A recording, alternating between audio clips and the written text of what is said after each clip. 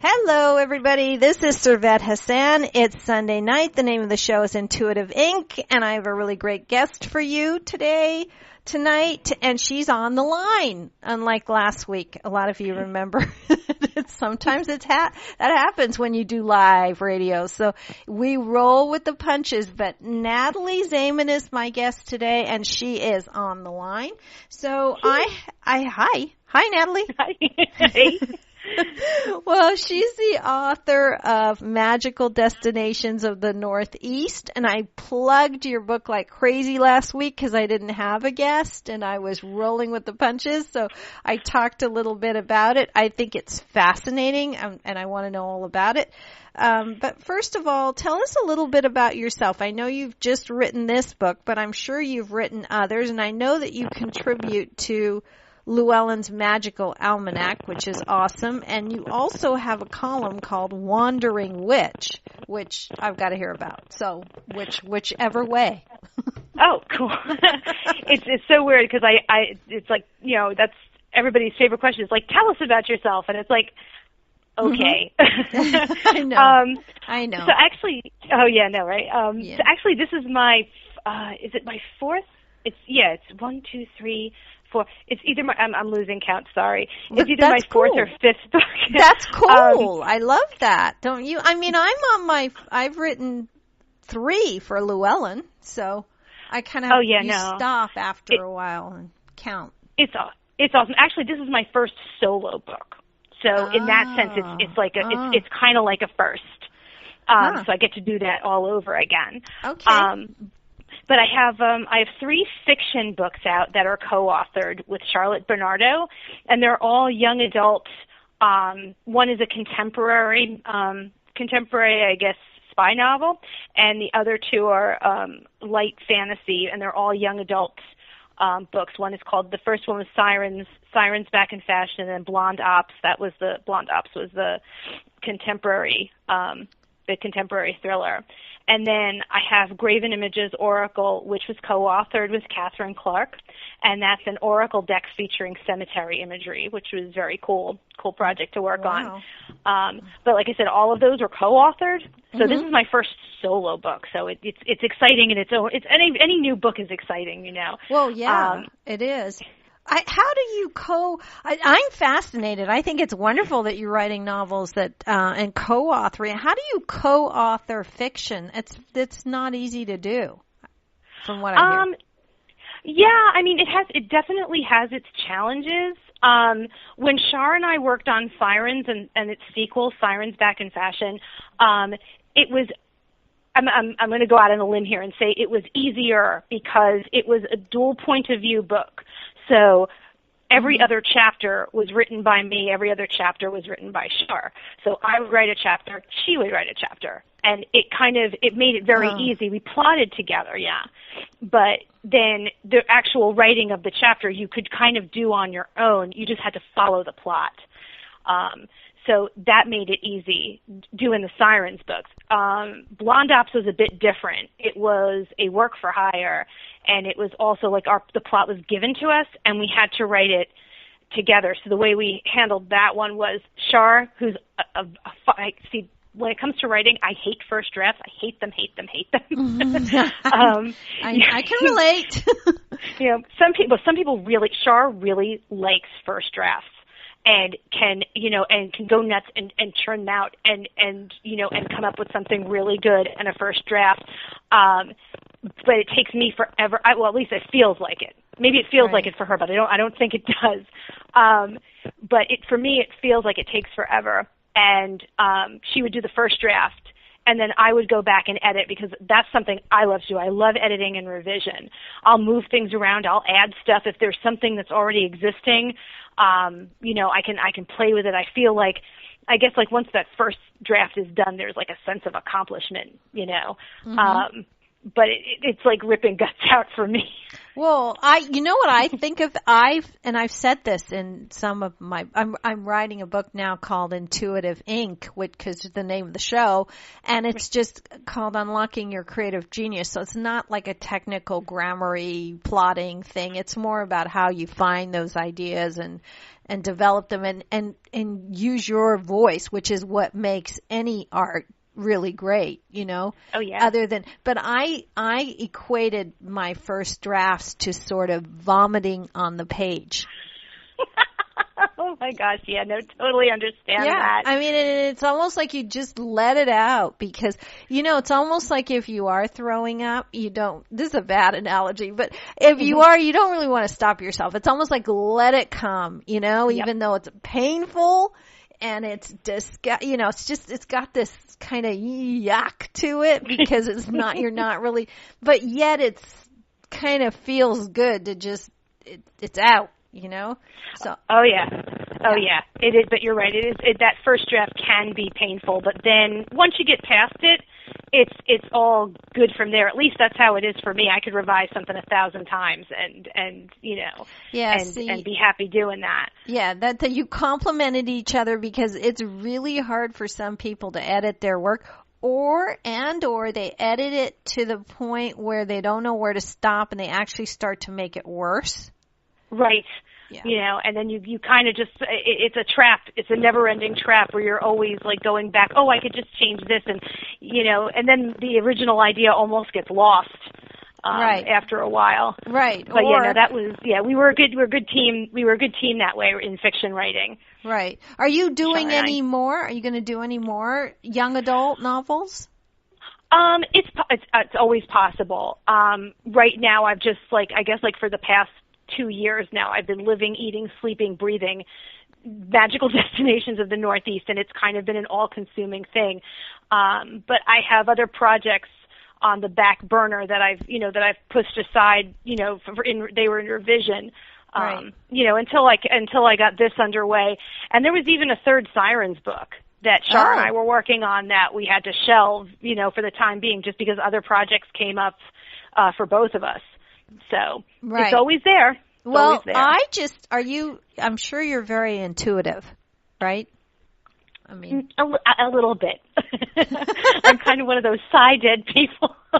Well, I am. I'm very intuitive. That's what I kind of do. I mean, besides write, I just have this gift and I don't know where it comes from. And I don't argue with it, and I don't want to know where it came from because I probably wouldn't be able to do it anymore if I knew where it came from. But I have a really good feeling about those Sirens books.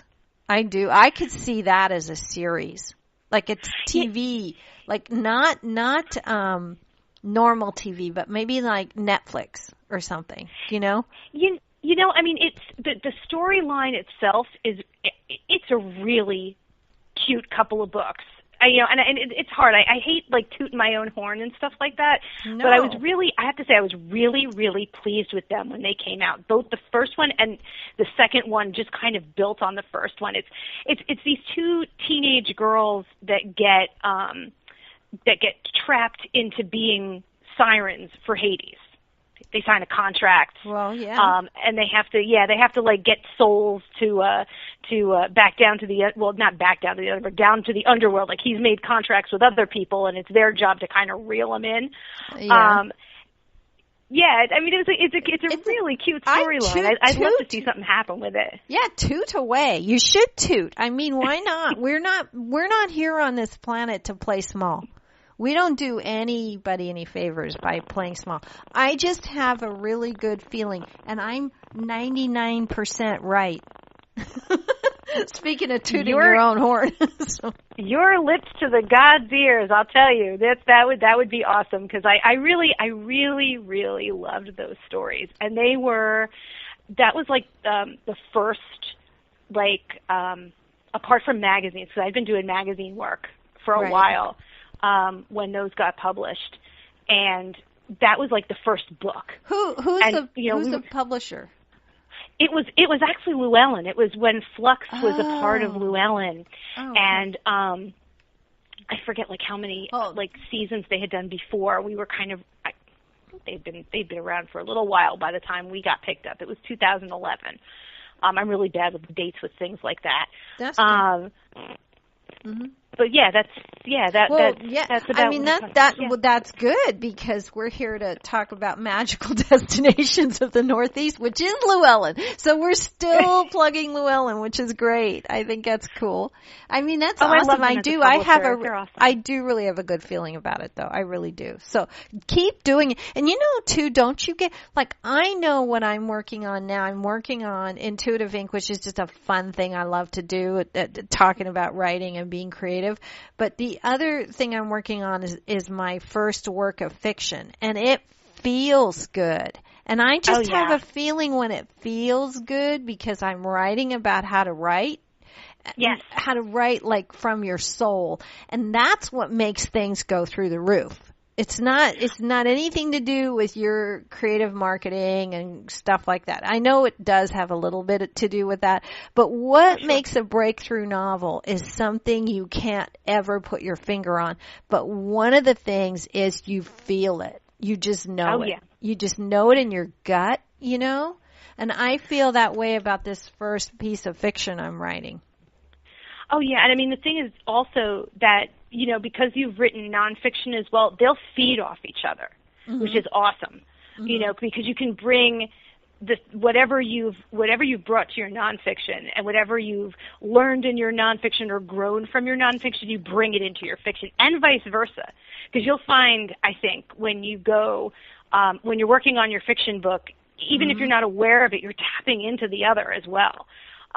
Which is, it's really cool. It's a neat thing to go back and forth between the two. Well, I'm doing both at the same time, because I don't think I could do 2 nonfiction or 2 fiction at the same time. But this is easier for me, because they don't have anything to do with each other. But at the same time, I'm writing about, feeding your muse and how to find your muse and where the hell is she, and orgasmic seduction with your muse, and just fun things like that. But it does then, when I do write, I go, oh, I remember what I just wrote about this. Let yourself go, It's interesting. You're right. One feeds off the other. You're right. Oh, yeah. Okay. Now, and then it also flows into other things that you do in your everyday life as well. So, definitely makes for a creative life. Well, that's just a part of you. I mean, have you always been a writer? I don't know. I mean, I was an English major in college, and I didn't think that was the path that I was going to go on. Like when I was in college, I saw myself as going into the editorial field. And instead, I took a kind of a detour into advertising. And then I did end up in a publishing house. I worked for St. Martin's Press for a couple of years. And then I had my son. And then I went into teaching, and I really, really enjoyed that. That was a great job. I loved teaching high school. So if I was writing, it was always like academic papers and things like that. It wasn't until like kind of years later that I started just dabbling, trying different little creative projects and things like that, and then writing small articles. And then it just kind of blossomed from there. And I was like, I think I can do this, and then, it just kind of took off little by little, piece by piece. Right. Well, nothing happens by accident. I don't believe that. I think we're set on a path, and we're not predestined. I think we can change our path if we want to, but I think one thing leads to another, and we make choices, sure. Right? Oh yeah, for sure. Okay, definitely. So let's talk about this book, Magical Destinations of the Northeast. First of all, where are you calling from, the Northeast? Yes, I'm calling from the lovely, wonderful Garden State, New Jersey. Whoa, yay, New Jersey. Yay. And now I really have to thank you, because you're 3 hours ahead. So on a Sunday night, when you've taken time off from your family to sneak into another room and talk to Servette on Intuitive Ink, I really do thank you for that. And my daughter just moved to New York, so I have a feeling I'm going to be in that area very soon. Awesome. Come yeah, see me. she just graduated from the University of Pennsylvania Law School. She has a job in New York. Thank you, God, she has a paying job.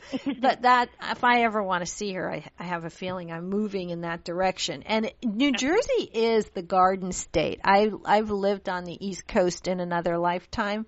I think in my 20s, late 20s, I lived in New York. And it's beautiful. There are parts of it that are just stunning. I mean, really, honestly. So you decided to do the Northeast because that's where you are. Are you going to do other parts of the country, like the Northwest? It's strange because when my agent and I first proposed the book, it was going to actually be one book with all 50 states and just really be a sampler. Like there was going to be there's a bit on, I think we called it Enchanting Emblems, where it's like the state symbols and the esoteric meanings of those symbols. There was the Stop By for a Spell, which is like a little bit from a local practitioner, someone from the state. And then it was just going to be 2 sites per state, one natural, one man-made. That's how we proposed it.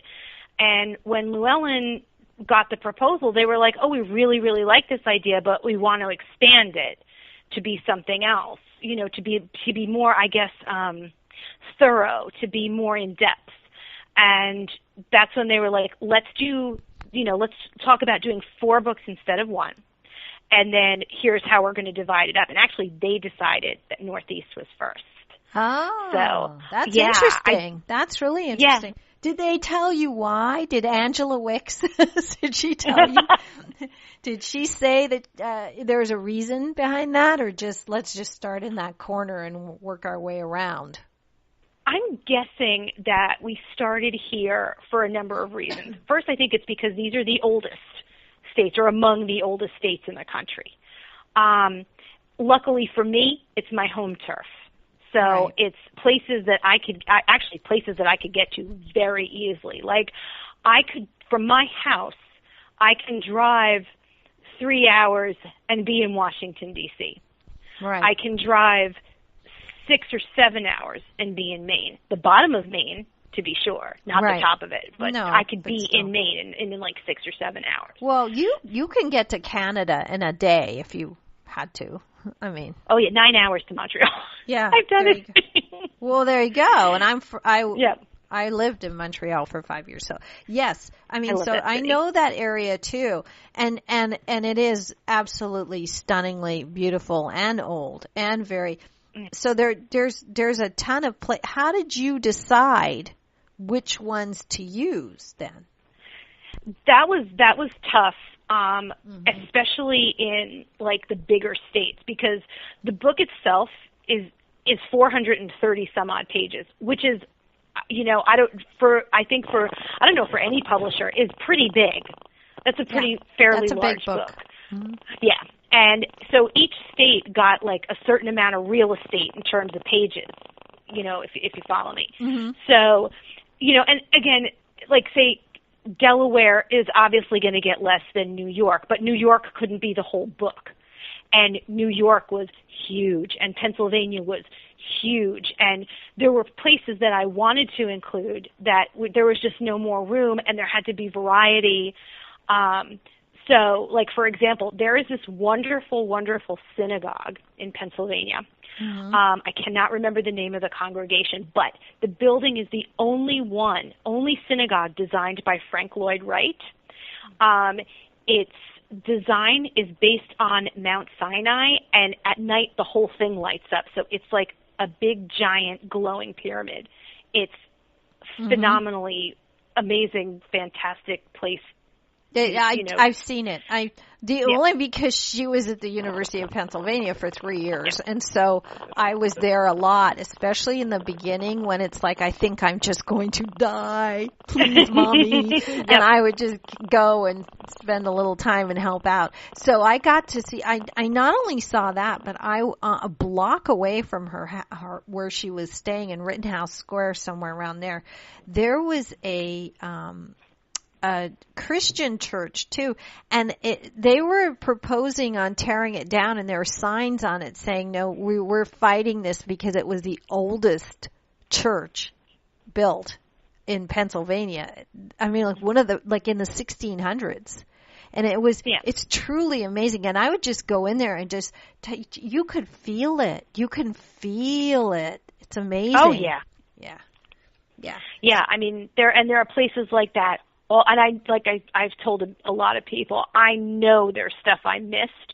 I know there's stuff I just ran out of room. Because there's just so much. So, what I have in the book really is like a sampler.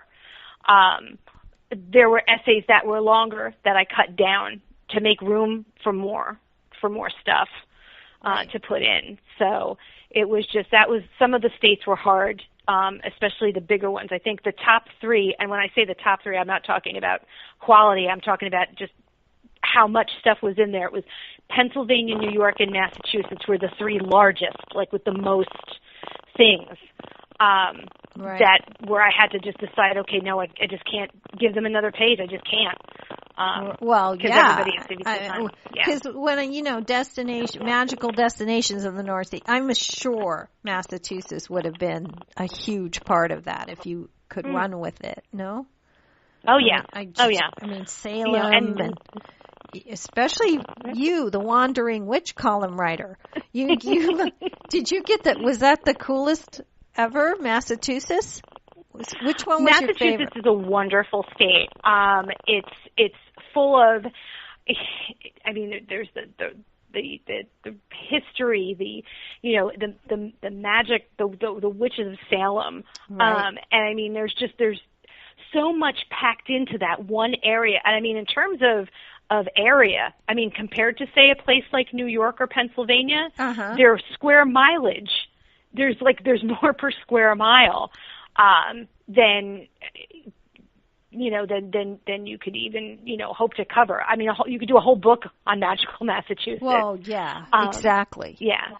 So I'm giving you the highlights. Okay, so you did the highlights is what you did, and then you just kind of went from there. Because I'd be like, well, how do you decide? It's hard. Oh yeah, and we were editing and adding and chipping away at stuff to the bitter end. I mean, I think we ended up sending the book in to be printed sometime around July.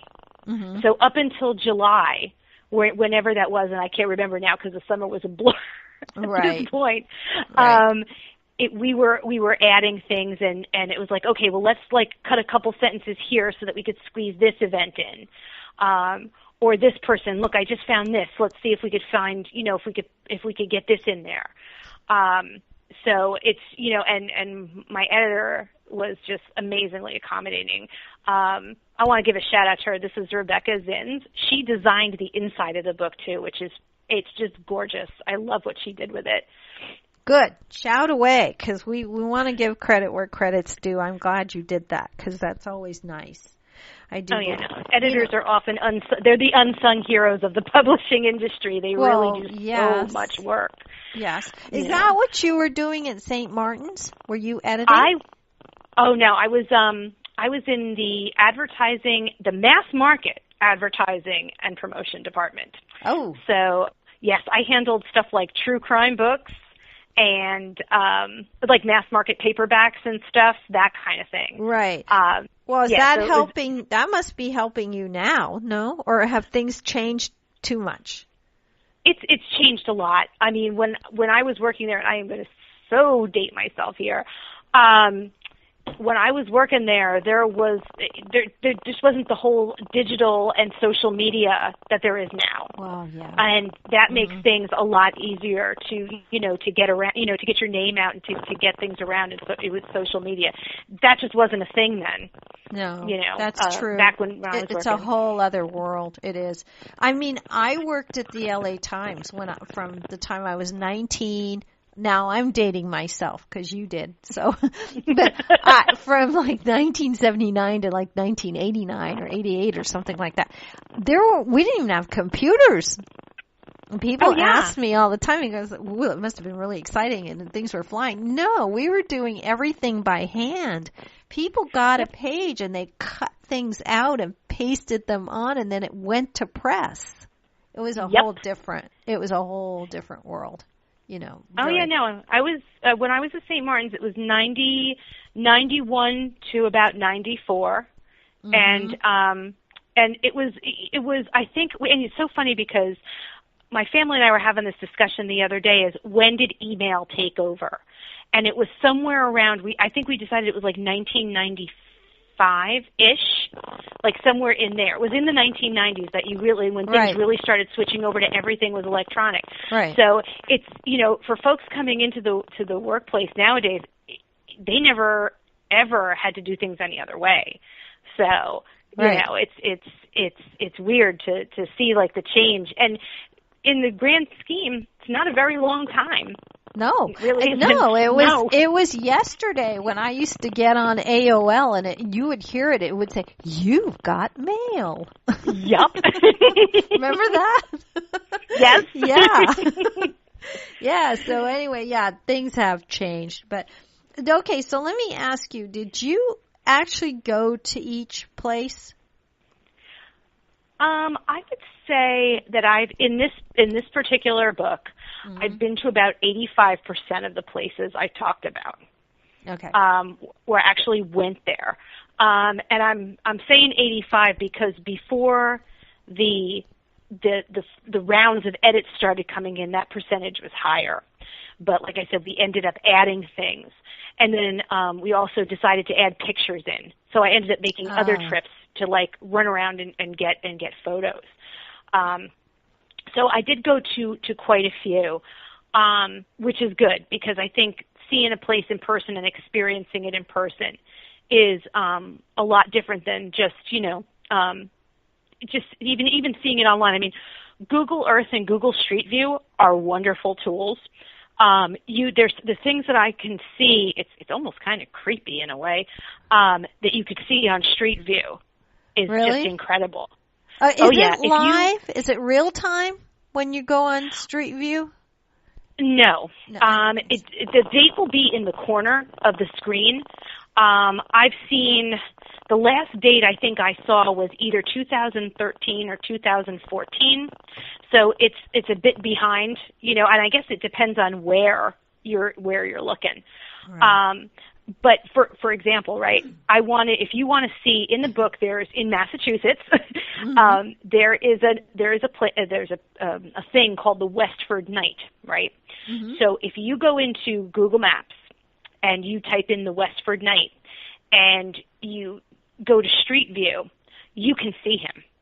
Ooh. Like you can actually, like you're standing there and you can see the whole like it's on a road, it's on a street in Westford, Massachusetts, and it's I guess like it's almost like an outdoor tomb, and it's all kind of roped off with like, you know, with chains so people can't like go and climb in on it and everything like that. But you can actually see it on Google Earth. You can see it stand next to it on Google. Maps, the Street View, not Earth. Mm-hmm. I don't know how close you can get in on the Earth thing, but if you go to Street View, you can get right up close and personal to it, and the picture is so incredibly clear, and that's taken from a satellite. So it can be kind of creepy in a way. It's amazing what they can do. I know, it is a little creepy. Well, what was your criteria? I mean, what did you use to guide you to was it the amount of energy coming from that? Was it the background? What was it? It varied from place to place. I really tried to keep an open mind while I was doing my research. One of the places that comes to mind right away is the Exorcist steps in Washington, D.C. It's that flight of steps from the movie where Damien Karras kind of takes a tumble down the stairs. Now, if you think about it, it's from a film. It's popular culture because everybody knows what The Exorcist is. So in that sense, in some ways, that makes it sacred in a way. If you go there, I mean, personally, and like I said, I'm a little bit psi dead. I like to call it that. It's funny. It's the running joke where I go to friends' houses and they say they're haunted, and I'm like, yes, the ghosts have taken a vacation because they saw me coming. It's like, oh, she's here. Okay, well, we'll come back another time. Maybe because they know I would just have a cow if I saw something. Who knows? But those steps, there's definitely an energy that comes from them. I find that many places are layered with different feelings, and it was on a case by case basis, really. Because, and again, I tried to keep an open mind about it. When my agent pitched the book, she called it Weird New Jersey Meets the Spiritual Traveler. And I don't know if you've ever read any of the Weird New Jersey books or magazines. They're awesome. Absolutely awesome. Lots of cool places to visit. I have to look. What is it? Weird New Jersey? Weird New Jersey. And actually, it started as Weird New Jersey.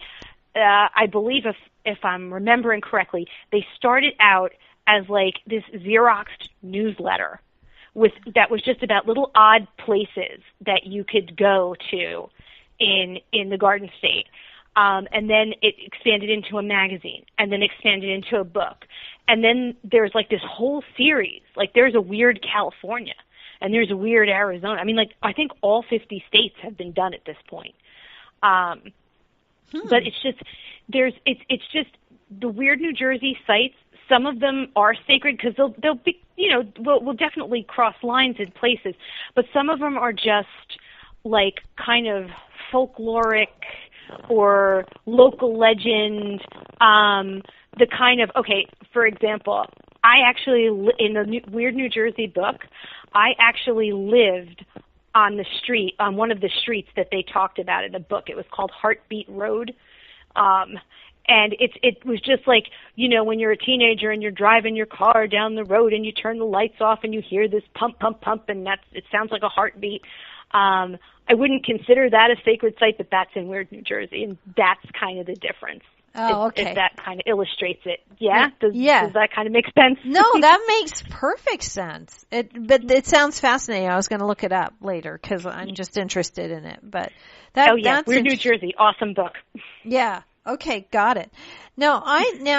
So you kind of pick them on a feeling more than anything, and then the energy of it.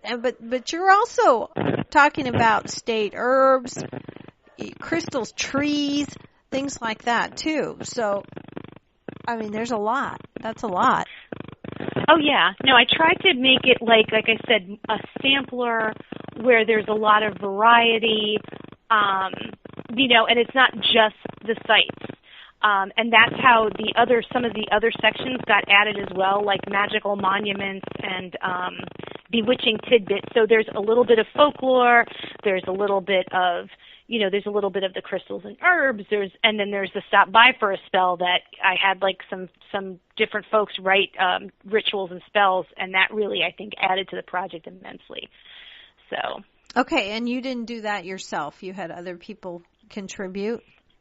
Yes, all the stop by for spells are written by people from that area. So like Katrina Messenger is from D.C., Carolyn Kenner is from Maryland, and so on and so forth. These people are people who are from the state, so they know it, because that's what I kind of wanted. I wanted something that would be of the state, and even like say I could go to Massachusetts and I can write about the places there, but I don't live there. Right. I'm not there day to day. I'm not soaking up Massachusetts, 24 hours and 7 days a week, Right. So that's I wanted something special like that, and these folks really came through. No, that makes perfect sense. Now, do you have a favorite? Was there a place that you found way more, or does it just depend on what a person needs or what they're going through, or that would call them to a certain place? I think it's dependent on need. I mean, I could tell you about a lot of places that excited me, either when I found them. Of all the ones that are in there, I don't have a particular favorite myself, but I know it's like that I could go to a place if I needed to. For example, Dog Mountain up in Vermont is a wonderful place. It's this little chapel that's kind of tucked away in the mountains. And this artist, his name is Stephen. All right, I'm going to really butcher his last name, and I apologize. It's Huneke, or Hunk. I'm not even spelling it correctly. I think Hunke. If you Google him, you'll find him. He drew a lot of like dogs, cats, pets, but mostly dogs. And this was his passion project. He got this old chapel and he refitted it with all stained glass that he made with dogs and things. It was to honor pets. And if you go there today, people have gone and have left tributes all over the walls. They're starting to creep up over the ceiling. Just little pieces of paper. If they had a napkin on them, that's what they wrote the message on, and they taped it to the walls. And it's just, you can see it pulses. That place is alive. Wow. With the love for these animals. It's just, it's amazing. When I went there, it was February, March, and there was still snow on the ground, and my son and daughter and I went, and we actually had our dog with us.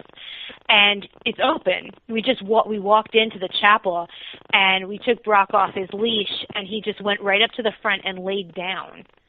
It was just, it was a very profound experience. So, even for the side-dead like me, you can feel something in there. It's amazing.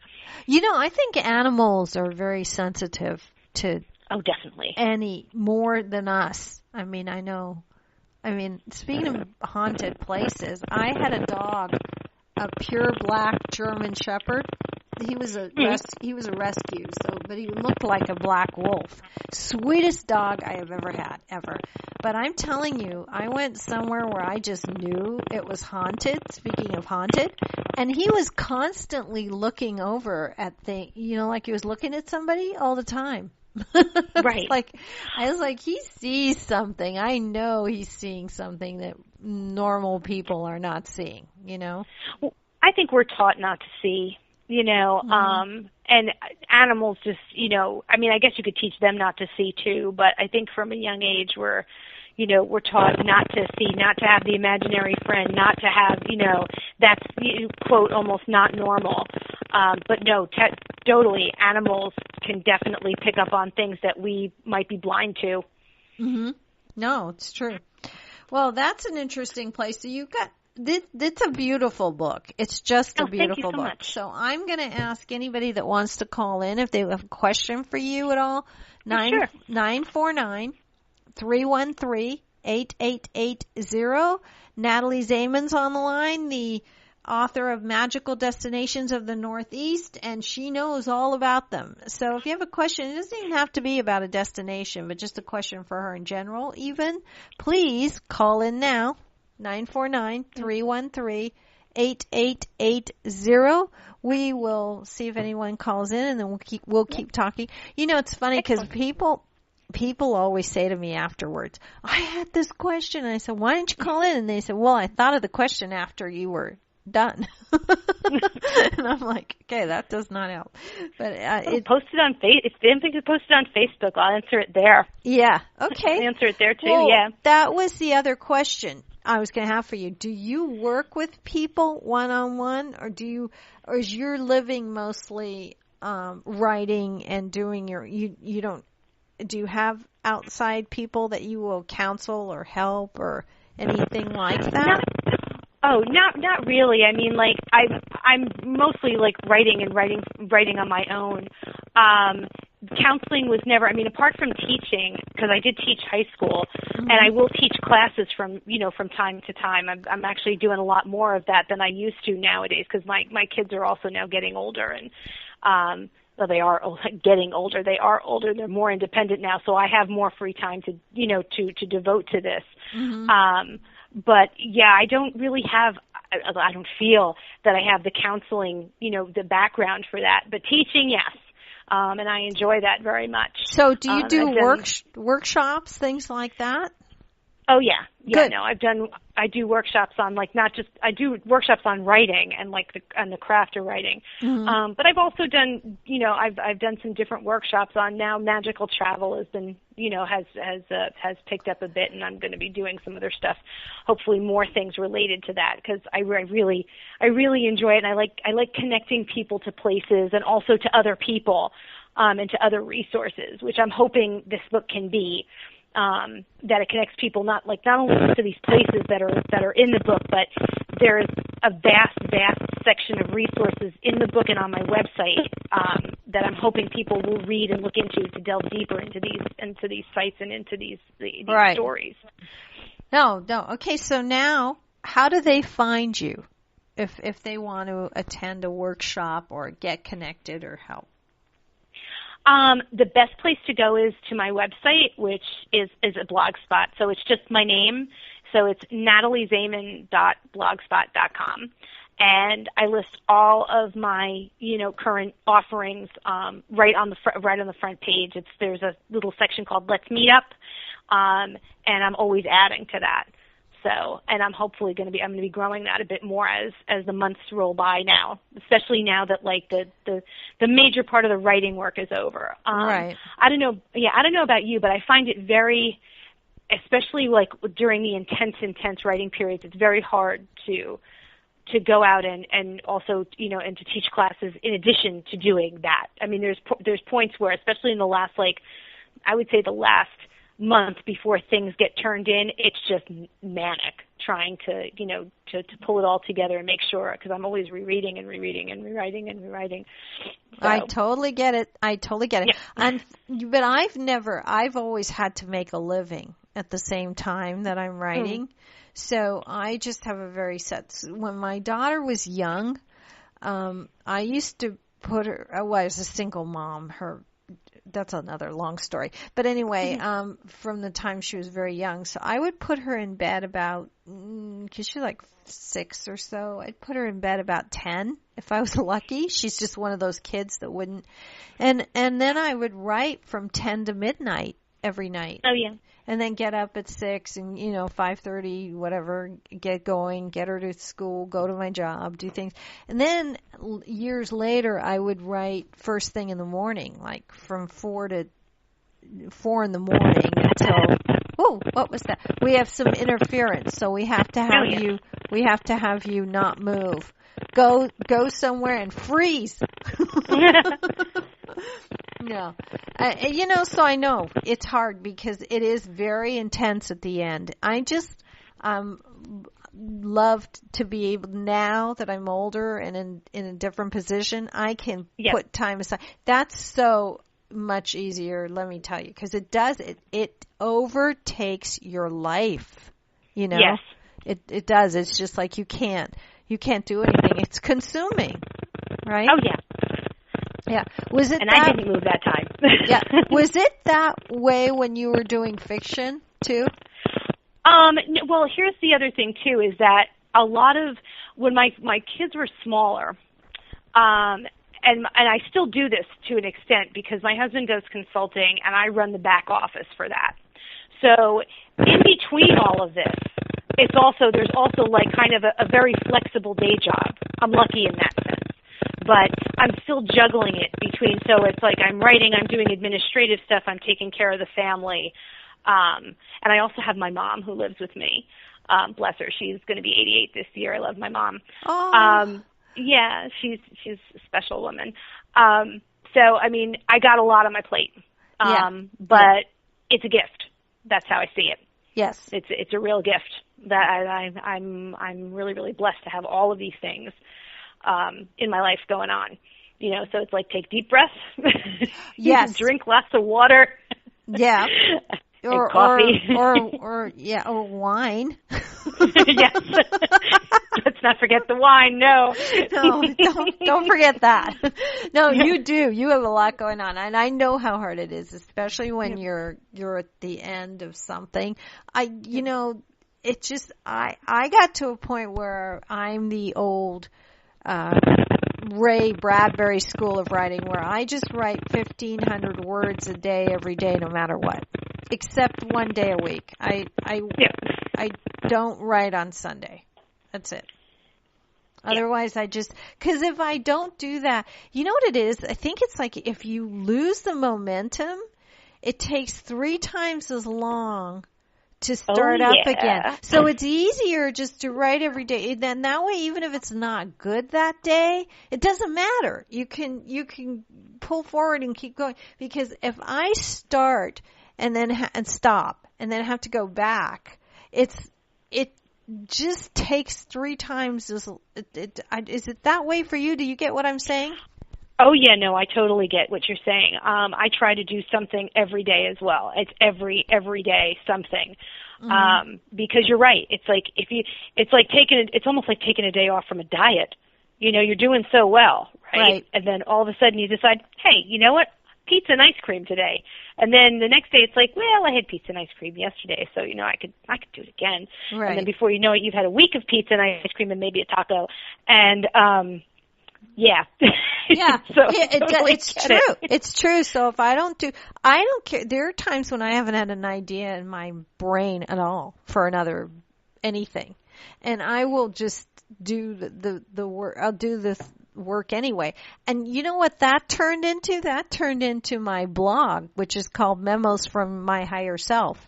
And I said, awesome. I'm going to do, it's just like a daily, I post it every single day since January 1st. And it just makes my brain, ooh, that was weird. Is it windy there? It's right now in Jersey. It's windy and it's really, really, really damp and rainy, which we haven't had for a while. Oh, so okay. That could be what's going on here. So, apologies. No worries. Things happen when it's live. It's live. That's how it goes. But yeah, no, I would no. So I now that turned into a daily blog because I just have to write every day. So I do. And then that makes me go from that into my other work because it's sitting there and I've already got that hat on, you know? So right. Especially like when you do admin work like you are for your husband or whatever, you know, that's a different hat. And then, so when you switch hats, you got to go fast or you lose, you know, so then you're right. Then all of a sudden 3 months have gone by and you didn't do any, you know, it's like the diet. It's okay now. Right. It's like it's too late. Right? Well, definitely. Well, I'm hoping we still have time for a quick call if anybody wants to call in, 949-313-8880. Otherwise, we're going to let Natalie get back to her family in a couple of minutes. So we're just going to go a few more minutes and see if anyone calls in. And if not, great. That's fine. Not meant to be. We'll catch them later and they can find you on Facebook and you can answer anything there. Also, okay, so now you've done Magical Destinations of the Northeast, a beautiful book. It's almost like a treasure map I found, kind of like a compass in a way. So where are you going next, speaking of compasses? You mean for fun or for the next book? Yeah, next. Oh, okay. The next one, if I get to do it, will be West. So I'll be heading out your way. Yes. So will it be Northwest or will it just be all of West? It will be pretty much all of West. The way that they ended up dividing things is that this first book was 12 states, but counting D.C. as a state, So the next one will be 14 states, and Alaska and Hawaii is included in that. So, I got my work. Yeah, I got my work cut out for me. Well, yeah, I was going to say Hawaii alone. I mean, you could do a whole book on just any one of these. You could do a whole book on just one island in Hawaii. Oh, I know. So I mean, this is going to be challenging. Highlights.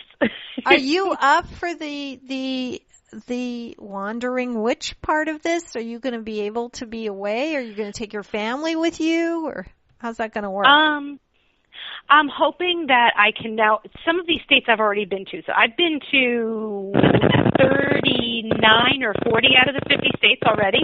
Oh, good. Yeah, I've done quite a bit of traveling already, so I've been collecting notes. But I have never been to Hawaii, and I have never been to Alaska.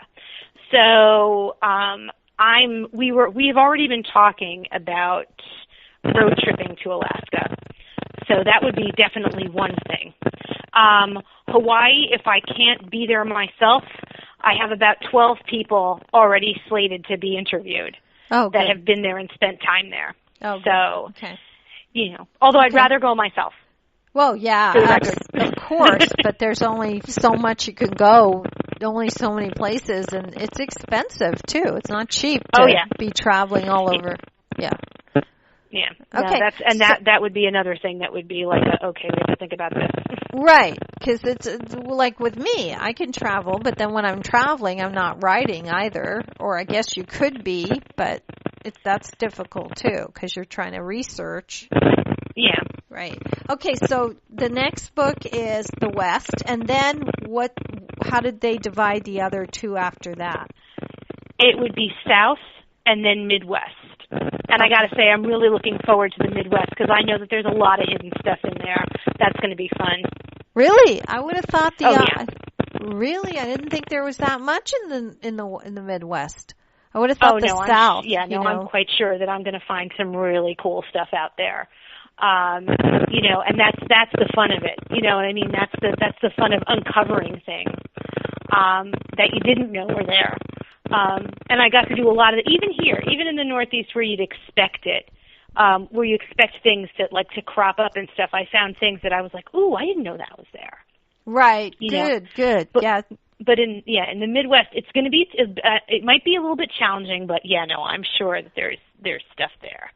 There's definitely things out there. I'm sure you'll find them. It sounds, because you think of the South and you just know New Orleans. I mean, alone is going to be, and Savannah, Georgia, all these places that and of course, where you live, and of course here on the West Coast, there's lots of, but I just didn't even think about it. But I think if you start to think about it and you start to explore, it's going to be fun. It's going to be a great series of books. Really awesome. I really. Oh, no, definitely exciting. It's like it's being a detective. It's very cool. You know what, Natalie? We know we're going to have you back on the show at least 3 more times.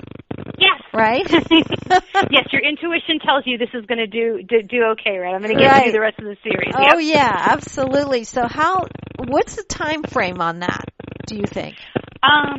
We'll see. I mean, I'll find out next year if I get to do West. So by some time, I guess like by June, I'll find out if I get to do West. Then I'm going to guess that I get at least a year to pull it together, to get that draft together. Right. So I have a coloring book coming out next fall, and then I would guess 2018, and this is just guesses, would probably be the fastest that this next one would come out. But it's a guess. Who knows? Right. Who knows what'll happen? And who knows where I'll be or what I'll be doing by then. But it's just good to know. So we got it in the works. We put it out there. So that's awesome. Yeah. You've been so wonderful. I have to tell you, I'm sorry no one called in. And then no, that's okay. Then I get a ton of phone calls later going, I wish I had this to say, I had that to say. And I'm like, okay, then. So you may hear from people, again, it's on your blog spot, right? Your name, Natalie Zaman, and it's Natalie, and your last name Zaman, Zaman. And again, the name of the book is Magical Destinations of the Northeast. It's fascinating, really, because it's not just some of it's natural sites, but some of them are man-made sites, right? And I've looked at it. I know that's true, and they're all beautiful. It's just really well done. Beautiful book. Thank you so much, and thank you so much for having me. This has been so much fun. I really enjoyed talking to you. This is great. Thank you. Me too. And I just have a funny feeling I'm going to run into you again. I don't know why. Before your next, I don't know, something. This is good. This is good. No, Yeah. that's awesome. Yeah. Well, yes, may our paths cross again very, very soon. I think so. Thank you so much, Natalie. Get back to your beautiful family, and thank you for the bottom of my heart for doing this tonight. I really love that you took time away from them to do this, and I love the book. I'll do everything I can to promote it. Truly. Oh, thank you so much. Really, thank you for your support. It really means a lot. Well, thank you, too. Take care. Thanks. Have a great weekend. You too. Coming up week. There you go. Yeah, the weekend's gone. Yeah, exactly. You too. Have a good one, okay? Take care. Bye. Thanks. Bye. Bye. What a great guest. I mean, she's just awesome. I love her. Anyway, what a great show. No callers, but that's okay. Next week, next Sunday, I have Stephen Brittingham on the show, and he is also on Clear Source Radio. He does a show called Hollywood and Beyond, so we will be discussing Hollywood and Beyond. So there's that next Sunday. Please join me live. He's going to be a great guest, I know. I have a couple of things to say. Just check out my website. It's servethassan.com, servethassan.com. I have a blog, Memos from My Higher Self, that we actually talked about on the show today. Also, if you miss a show or you want to hear it again, it'll go up on my YouTube channel. All of these shows do. Serveth Hassan channel on YouTube. And I put a link to that on my Facebook page, Twitter, Instagram. It's all over the place. Also, if you're interested in private sessions or counseling of any kind, everything is on my website. And I love hearing from all of you. So if anybody wants to find me or get in touch with me, you can email me, servet@servethassan.com. And it's servet@servethassan.com, and that's also my website. So, tune in, look it up, look for whatever you need there. The books are on there. All 3 of my books that I did for Llewellyn are on there. My fragrance, seduction, which is all essential oils that I make myself, is on there. All kinds of other things. So be sure and check it out. I love to hear from all of you. I'm doing this show for you guys. So it's all about you finding you're the true you, uncovering the true you. And these books are everything we talk about in some way is designed to help. And also these guests are just interesting people. You know? I mean, that's what it's all about. Interesting people talking to interesting people. So stay tuned and email me if you like. I'd love to hear from you, like I said. And again, it's all about you bringing out the best version of yourself that you can, because that's what makes life happen. And that's all about you being you to the full, because that's what's really beautiful. So keep doing what you're doing and keep being you and keep being the best version of you that you can be. And I will be here next Sunday. I hope you are too. Take care. Good night.